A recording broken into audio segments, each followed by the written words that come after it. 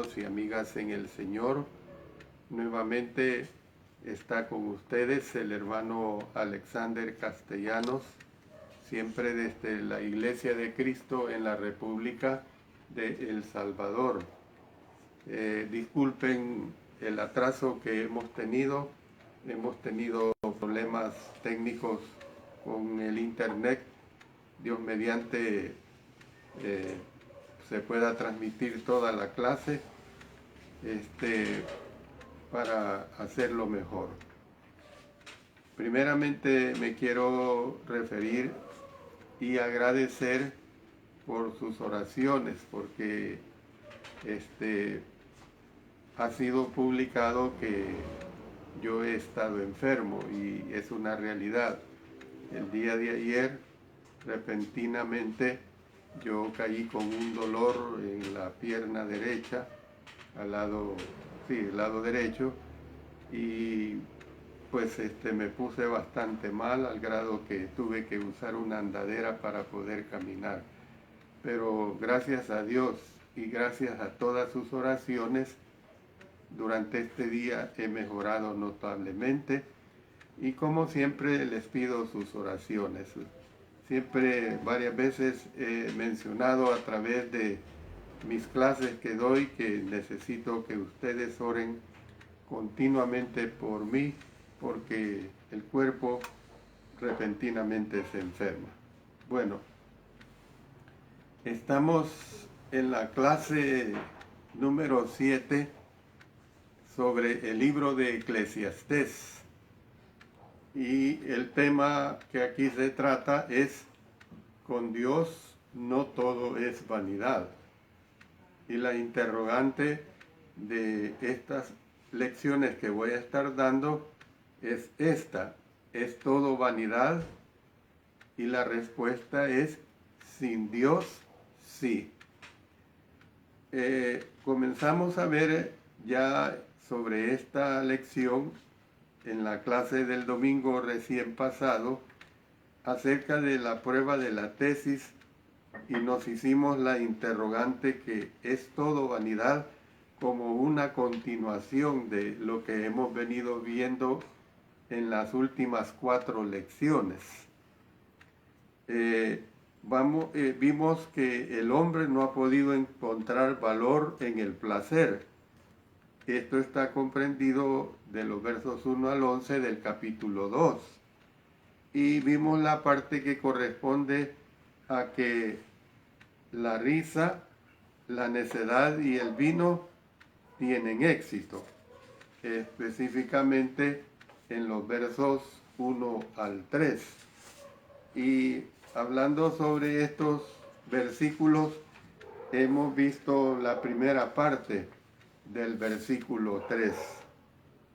Decía que la tesis general del libro no se explica claramente la palabra para bien, que quiere decir apropiado, benéfico, digno de mención.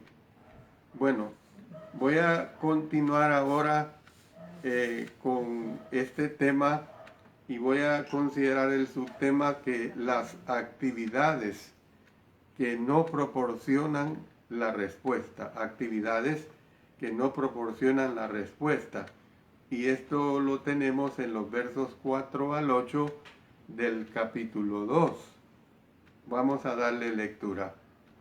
Engrandecí mis obras, edifiqué para mis casas, planté para mis viñas, me hice huertos y jardines, y planté en ellos árboles de todo fruto.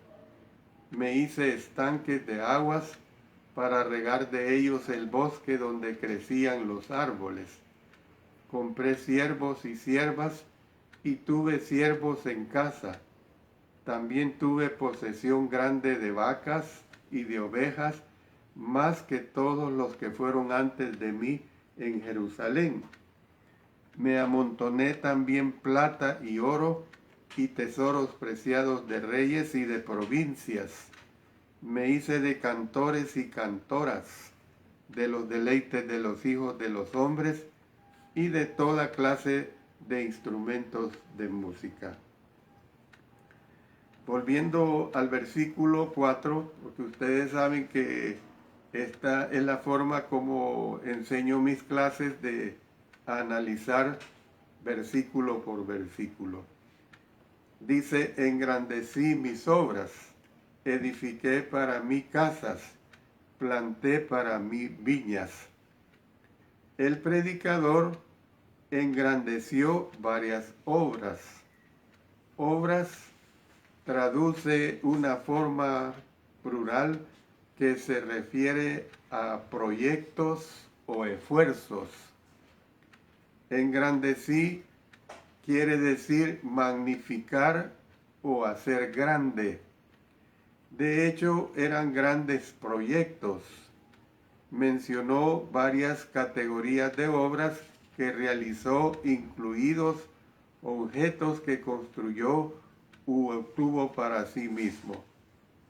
Invirtió en estas obras con la intención de descubrir si las había, cuáles eran buenas y valiosas para que las personas de la tierra las hicieran. En Eclesiastés capítulo 2, versos 4 al 8, la repetición del uso de la primera persona es muy significativa, porque noten cómo se proyecta cada uno de los verbos. Engrandecí, edifiqué, planté, me hice, planté, compré, tuve, me amontoné. También hace uso del posesivo en primera persona. El egoísmo y la satisfacción propia son el foco aquí. Ciertamente, Salomón habría dicho que este proyecto de investigación era todo sobre él. Para las dos primeras categorías de obras, dijo que edificó casas y plantó viñas. Algunos de los grandes proyectos de construcción de Salomón se detallan en Primero Reyes, los capítulos 6, 7, 8, 9 y 10, y en Segundo Crónicas, capítulo 8, versos 1 al 6. Demos lectura a estos versículos. Después de 20 años, durante los cuales Salomón había edificado la casa de Jehová y su propia casa, reedificó Salomón las ciudades que Hirán le había dado y estableció en ellas a los hijos de Israel. Después vino Salomón a Hamat de Soba y la tomó, y edificó a Tadmor, en el desierto, y todas las ciudades de aprovisionamiento que edificó en Hamat. Asimismo reedificó a Bet-Orón, la de arriba, y a Bet-Orón, la de abajo, ciudades fortificadas con muros, puertas y barras. Y a Baalat, y a todas las ciudades de provisiones que Salomón tenía. También todas las ciudades de los carros y las de la gente de a caballo, y todo lo que Salomón quiso edificar en Jerusalén y en el Líbano y en toda la tierra de su dominio. Entonces, ¿qué es lo que vemos? Entre las casas que construyó para su propio placer, había un gran palacio para él y un palacio para la hija de Faraón. Notemos lo que se expresa precisamente en los versos del capítulo 7, los versos 1 y 8.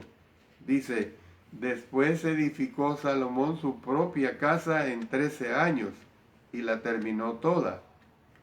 Verso 8, la casa en que él moraba en otro atrio dentro del pórtico era de obra semejante a esta.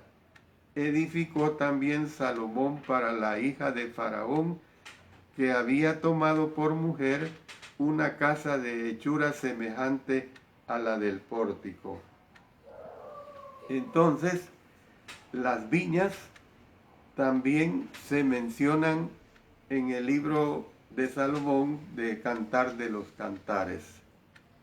Bueno, entrando al versículo 5, se dice de la siguiente manera: me hice huertos y jardines, y planté en ellos árboles de todo fruto.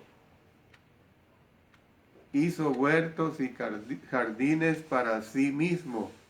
Los grandes huertos eran comunes entre los antiguos reyes, que se enorgullecían de tener hermosos lugares para relajarse y alejarse de todo. Los jardines a veces formaban parte de zonas ajardinadas, como las mencionadas en Cantar de los Cantares. Noten lo que se expresa en el capítulo 6, los versos 2 y 11. Mi amado descendió a su huerto, a las eras de las especies, para apacentar en los huertos y para recoger los lirios.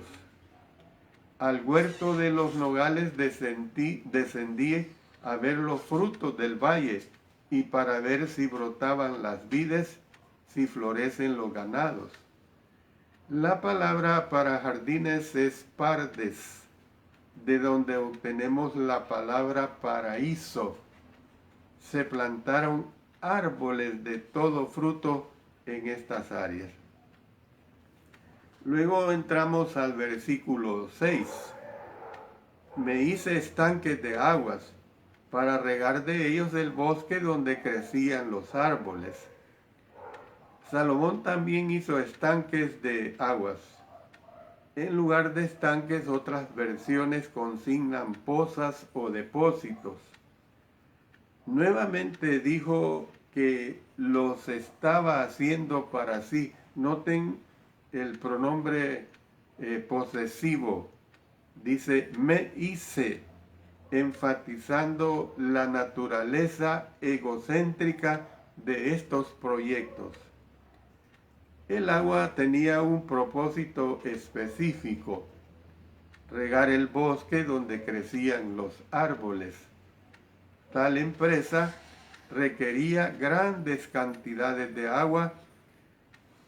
Al sudoeste de Jerusalén y Belén, en el valle de Artas, hay 3 estanques de piedra que tradicionalmente se conocen como los estanques de Salomón. Y esto es hasta el día de hoy. Josefo relató una tradición que Salomón solía disfrutar de los magníficos jardines y aguas en Etán, al suroeste de Belén. Esto está registrado en el libro de Josefo llamado Antigüedades. Es el área pues donde se encuentran los estanques de Salomón. Algunos sostienen que estos estanques de piedra se remontan solo al siglo II antes de Cristo. En la antigüedad, el transporte de agua era una gran hazaña de ingeniería que utilizaba canales de riego y acueductos. Es decir, hay que verlo desde el punto de vista de ese tiempo. No tenemos que relacionar con la manera como se explota el agua en nuestros tiempos actuales. Por eso he dicho que era una obra de ingeniería en ese tiempo el transporte del agua. Versículo 7. Compré siervos y siervas, y tuve siervos nacidos en casa. También tuve posesión grande de vacas y de ovejas, más que todos los que fueron antes de mí en Jerusalén. Salomón acumuló siervos y siervas. Bueno, vamos a leer algunas de estas citas para entender esto de que Salomón acumuló siervos y siervas. Vámonos a el primer libro de Reyes, capítulo 9, versos 15, 20 y 21. Esta es la razón de la leva. La leva era un impuesto que el rey Salomón impuso para edificar la casa de Jehová y su propia casa, y Milo, el muro de Jerusalén, y Azor, Megiddo y Geser, a todos los pueblos que quedaron de los amorreos, heteos, fereceos, heveos y jebuseos, que no eran de los hijos de Israel, a sus hijos que quedaron en la tierra después de ellos, que los hijos de Israel no pudieron acabar, hizo Salomón que sirviesen con tributo hasta hoy. Vámonos a Primero Reyes, capítulo 10, versos 4 y 5. Y cuando la reina de Sabá vio toda la sabiduría de Salomón y la casa que había edificado, asimismo la comida de su mesa, las habitaciones de sus oficiales, el estado y los vestidos de los que le servían, sus maestresalas y sus holocaustos que ofrecía en la casa de Jehová, se quedó asombrada. Otra vez, hermanos, hermanas, amigos, amigas, les digo, hay que verlo esto desde el punto de vista de esa época. Es decir, podríamos decir que esta descripción es como si se describiera un hotel de 5 estrellas o de más estrellas. Porque miren lo que dice al final, y sus holocaustos que ofrecía en la casa de Jehová, dice, se quedó asombrada. Entonces, ¿qué es lo que vemos? Estoy diciendo que Salomón acumuló siervos y siervas para operar su gran propiedad. Aquí se especifican dos tipos de esclavos, los que compró y los nacidos en casa, es decir, nacidos de padres que ya eran esclavos en su casa. En el libro de Éxodo, el capítulo 21, detalla la ley con respecto a los esclavos. Un esclavo hebreo podía servir durante 6 años, sin embargo, debía ser liberado en el 7º año. Todos los niños nacidos durante ese tiempo pertenecían al amo, pero una vez se llegaba el 7º año, sus padres y sus hijos, nacidos en esclavitud, eran liberados. Entonces la interrogante es esta: ¿proporciona alegría y satisfacción suprema poseer personas? Salomón pensó que al menos probaría semejante concepto. Sin embargo, descubrió que tener esclavos no hace más por el beneficio del hombre que cualquiera de los demás placeres. Además, Salomón se hizo de vacas y ovejas. La palabra para ovejas se refiere a animales más pequeños, como ovejas y cabras. La palabra para vacas se refiere a animales de granja más grandes, como el ganado. Entonces, los animales eran en general la vara de medida para la riqueza en la antigüedad. Yo cuando he estado estudiando esto, he estado pensando que aún en nuestros tiempos tal vez ha variado un poco, pero yo recuerdo que cuando yo era niño, decir de un hombre, ese hombre es ganadero, para mí era decir ese hombre es rico o ricazo, ese hombre tiene mucho dinero. Todavía hoy en día en algunos países decir de que un hombre es ganadero es un hombre que tiene mucho dinero, porque hay hombres que tienen 500 reses, 1000 reses o muchas más reses. Entonces, Por eso es que expreso que los animales eran en general la vara de medida para la riqueza en la antigüedad. Y Salomón tenía más que nadie que hubiera vivido en Jerusalén antes que él. Dando una aclaración, Salomón magnificó e incrementó la sabiduría más que todos los que estaban sobre Jerusalén antes de él. Note lo que dice el primer libro de Reyes, capítulo 4, versos 22 y 23. Y la provisión de Salomón para cada día era de 30 coros de flor de harina. Imagínense, era una cantidad todos los días. Y luego dice 60 coros de harina.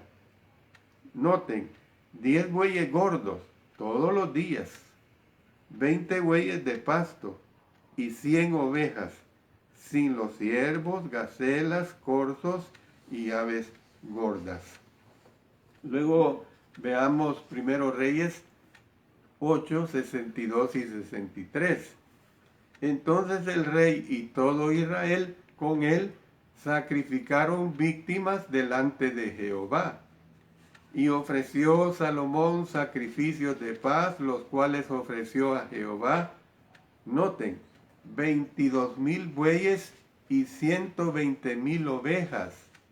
Así dedicaron el rey y todos los hijos de Israel la casa de Jehová. Entonces, ¿qué es lo que vemos?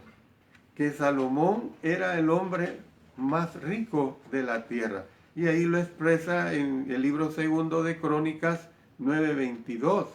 Y excedió el rey Salomón a todos los reyes de la tierra en riqueza y en sabiduría. Entremos ahora al versículo 8. Me amontoné también plata y oro y tesoros preciados de reyes y de provincias. Me hice de cantores y cantoras, de los deleites de sus hijos de los hombres, y de toda clase de instrumentos de música.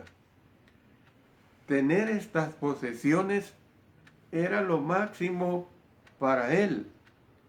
Fíjese que cuando yo era niño, hablando de las fantasías de los niños, que cuando se es niño no son fantasías, para uno es realidad. Yo recuerdo que me ponía a jugar con los demás niños con los envoltorios de los paquetes de cigarros o cigarrillos.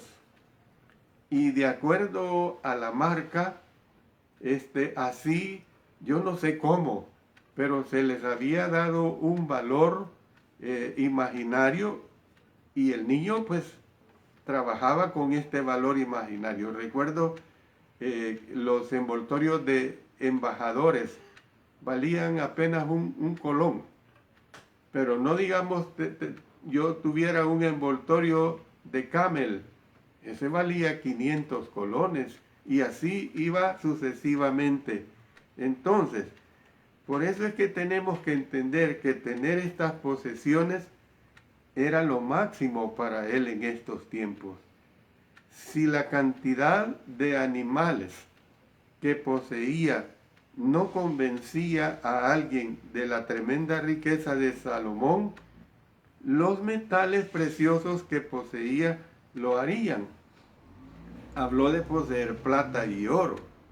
Su plata y oro formaban parte de los tesoros preciados de reyes y de provincias que había recibido mediante guerra, tributos y presentes.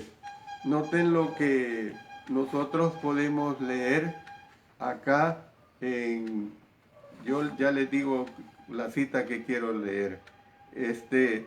Estoy hablando de Primero Reyes, capítulo 4, versículo 21. Y Salomón señoreaba sobre todos los reinos desde el Éufrates hasta la tierra de los filisteos y el límite de Egipto.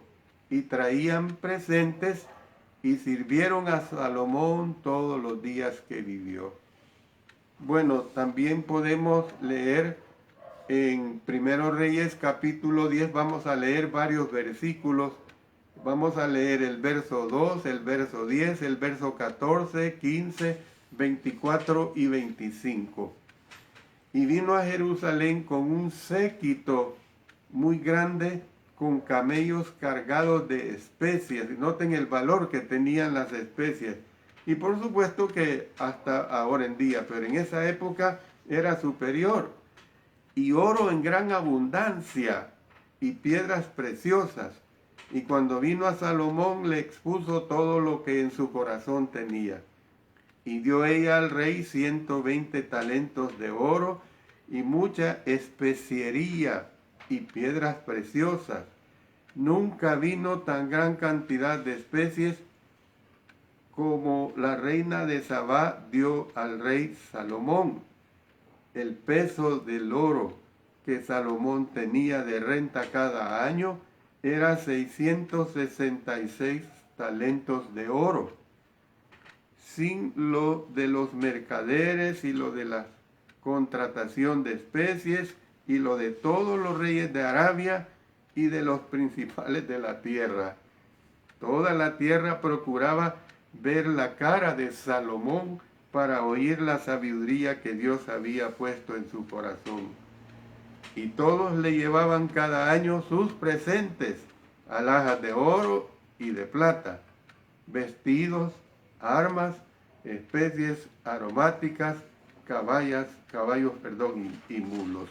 Bueno, ¿qué es lo que nosotros vemos aquí? Que enormes cantidades de oro fueron traídas a Salomón de las expediciones de navegación a Ofir. Noten lo que tenemos en Primero Reyes 9:26 hasta el 28. Hizo también el rey Salomón naves de Esión Geber, que está junto a Elot en la ribera del Mar Rojo, en la tierra de Edom, y envió Irán en ellas a sus siervos, marineros y diestros en el mar, con los siervos de Salomón. A mí me sorprende, hermanos, hermanas, amigos, todo lo que dice, marineros diestros. O sea, usted puede pensar en la marina de los países más avanzados del mundo ahora en día, pero no, aquí habían marineros diestros y no tenían las embarcaciones y los aparatos que hoy tienen las marinas de guerra de muchos países, los cuales fueron a Ofir y tomaron de ahí oro 420 talentos y los trajeron al rey Salomón. Salomón también adquirió cantores y cantoras. Esto es interesante también. Muchos hoy piensan que la música o el entretenimiento es la única fuente de verdadera alegría y satisfacción. Salomón pensó que lo intentaría y vería qué beneficio podría traerle. Con su gran riqueza e influencia, tenía los recursos para reunir a los mejores cantores de la tierra.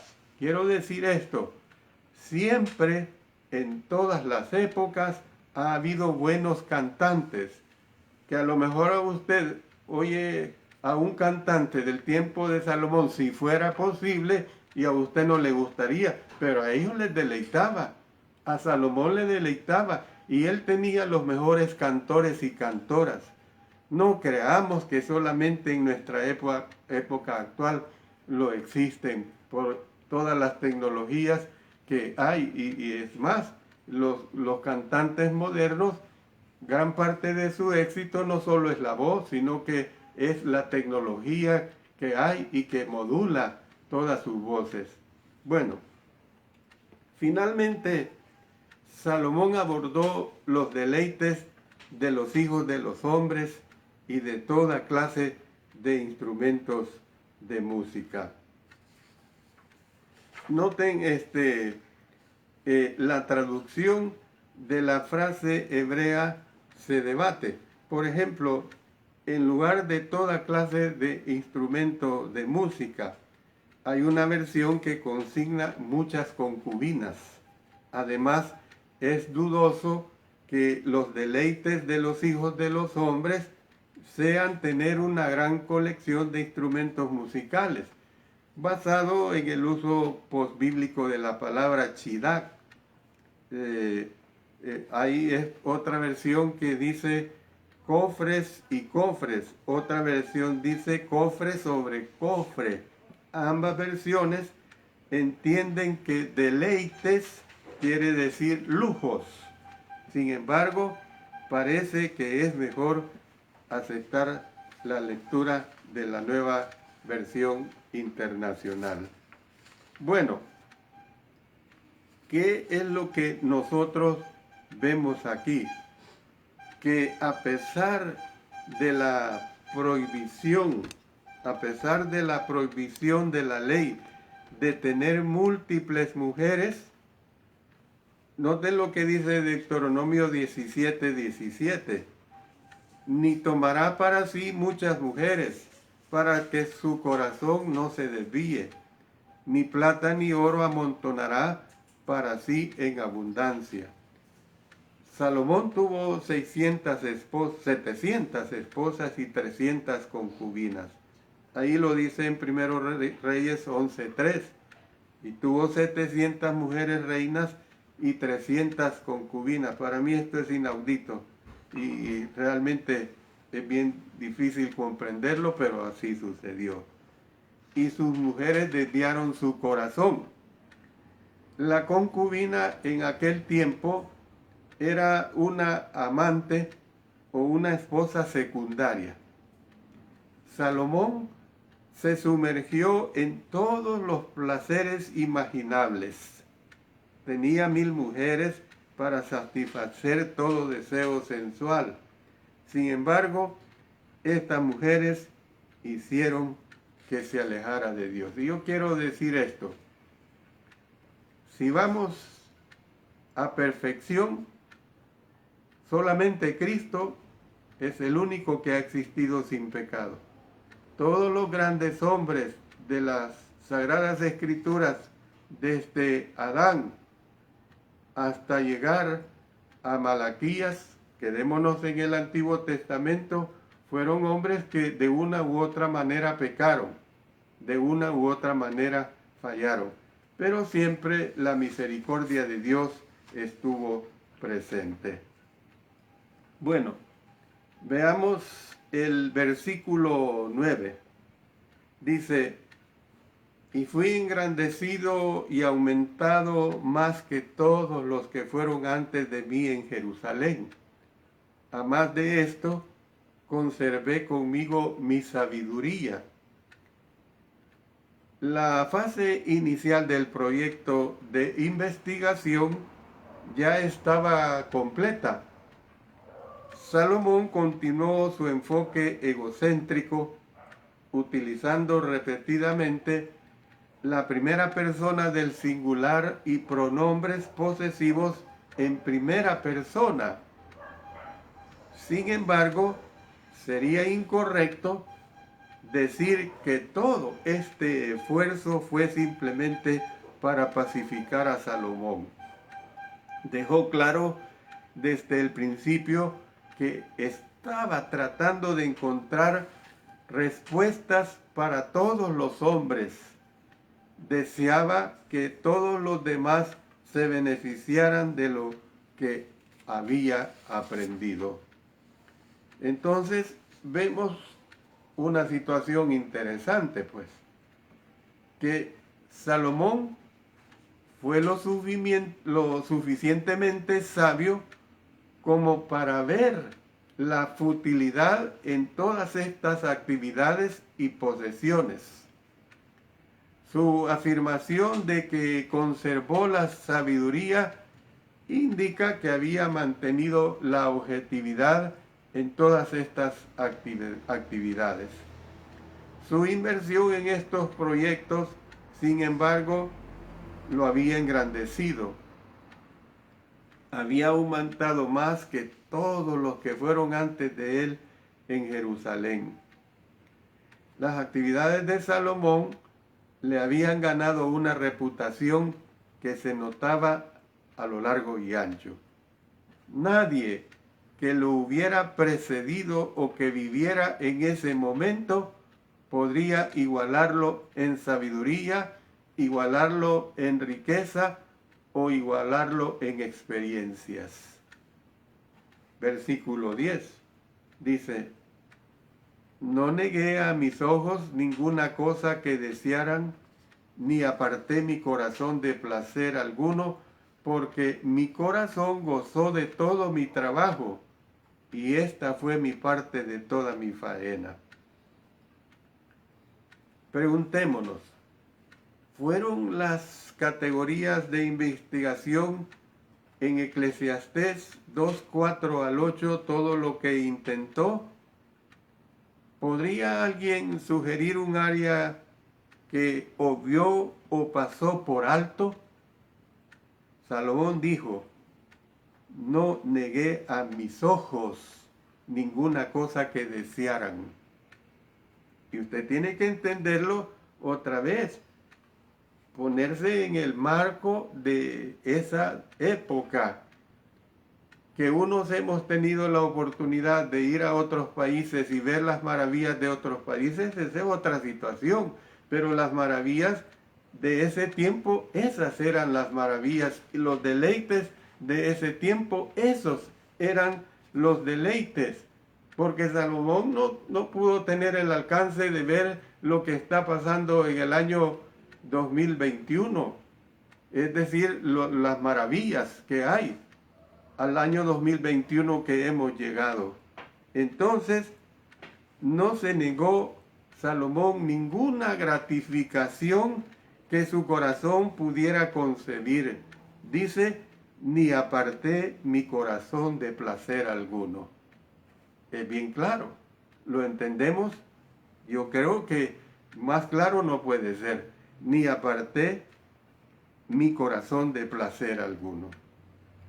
Curiosamente, en medio de la decepción de no encontrar respuesta a la búsqueda, Salomón encontró un beneficio sorpresa: el trabajo en sí. El trabajo fue el único placer duradero que había experimentado. Dice lo siguiente: porque mi corazón gozó de todo mi trabajo. El ejercicio mental, el esfuerzo por comprender y el esfuerzo físico le proporcionó su parte. Sin embargo, una vez terminado el trabajo, ya no hubo satisfacción. Al descubrir la satisfacción en el trabajo mismo, Salomón reveló una importante verdad. ¿Cuál es esa importante verdad? El hombre debería encontrar su recompensa en lo que hace. Es bueno que a un trabajador le agrade su labor. De hecho, debemos aprender a encontrar satisfacción en nuestro trabajo. El placer no está tanto en el trabajo como sí en la actitud respecto para con el trabajo. Una persona puede ser feliz siendo tanto un excavador de zanjas como un ejecutivo de negocios. Salomón reiteró esta idea en otros pasajes. Bueno, lo mejor que puede hacer una persona, dice, es comer, beber y ver bien en su labor. Note lo que dice aquí en Eclesiastés, los versos 24 del capítulo 2 y verso 13 del capítulo 3. No hay cosa mejor para el hombre sino que coma y beba, y que su alma se alegre en su trabajo. También he visto que esto es de la mano de Dios, y también que es don de Dios que todo hombre coma y beba y goce el bien de toda su labor. No hay cosa mejor para el hombre que alegrarse en su trabajo. Eclesiastés 3:22. Y Eclesiastés 5:18 dice, es bueno gozar uno del bien de todo su trabajo. Entonces, debemos gozar del trabajo en el que hemos laborado junto con la mujer propia. Miren qué hermoso lo que dice aquí en Eclesiastés 9:9. Goza de la vida con la mujer que amas todos los días de la vida de tu vanidad que te son dados debajo del sol, todos los días de tu vanidad, porque esta es tu parte en la vida y en tu trabajo con que te afanas debajo del sol. Yo he hecho mi trabajo en el Señor junto con mi amada esposa durante ya casi 45 años de casados. Hoy que estoy dando este mensaje, me acompaña junto a dos de nuestras hijas, junto a mi yerno.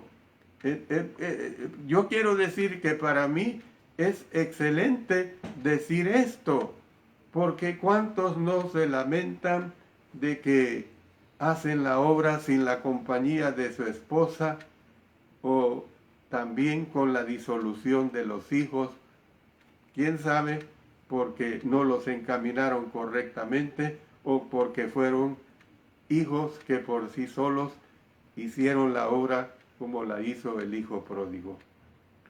La palabra para trabajo es la palabra amal. Aparentemente era uno de los términos favoritos de Salomón. Pero mire lo que dice el versículo 11. Miré yo luego todas las obras que habían hecho mis manos y el trabajo que tomé para hacerlas. Y he aquí todo era vanidad y aflicción de espíritu y sin provecho debajo del sol.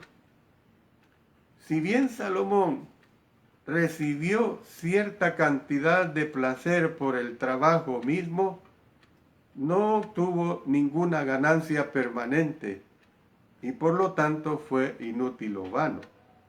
Cuando tuvo un momento para reflexionar sobre todo lo que había hecho, tenía que ser honesto, era inútil. El versículo 11 reúne muchas de las palabras y frases, muchas de esas palabras y frases clave en Eclesiastés. Trabajo, vanidad, aflicción de espíritu, provecho y debajo del sol. En una declaración, Salomón desacreditó el valor de todas las actividades mencionadas anteriormente. Por lo tanto, nos dice aquí claramente que la tercera vanidad es el beneficio que se obtiene de nuestro trabajo. Voy a finalizar la clase de esta noche, el mensaje número 7, para invitarles a seguir mañana siempre a las 6 de la tarde. Ruego a Dios o rogamos a Dios por no tener los problemas técnicos que con regularidad aparecen. Y les invito pues a que mañana pues continuemos con este interesante tema, esta descripción que aquí se nos está presentando. Voy a seguir que el hombre no ha podido proporcionar respuestas para las generaciones futuras. Vuelvo a decirle esto. El libro de Eclesiastés pareciera, óigase bien, pareciera que empieza de una manera fatalista. Pareciera que como que a Dios se hace a un lado. Yo le mencioné a usted que en los primeros 2 capítulos tan solamente una vez se menciona la palabra Dios. Pero yo le digo que definitivamente el propósito es ir encaminando y encaminando hasta llegar a los bellos propósitos de Dios para el ser humano, a los bellos propósitos que Dios quiere para que nosotros construyamos correctamente el ir y devenir de nuestras vidas. Dios bendiga su bendita palabra. Oremos. Padre Celestial, te doy las gracias por haberme dado la oportunidad de una vez más presentar este mensaje sobre el bello libro de Eclesiastés. Permite, Señor, que comenzando conmigo y siguiendo a toda la hermandad y a aquellos amigos y amigas que se quieran beneficiar, sobre todo que les guíe a la obediencia a Cristo Jesús. Permite, pues, Señor, que este mensaje penetre en mentes y corazones. En el nombre de nuestro Señor Jesucristo. Amén. Amén.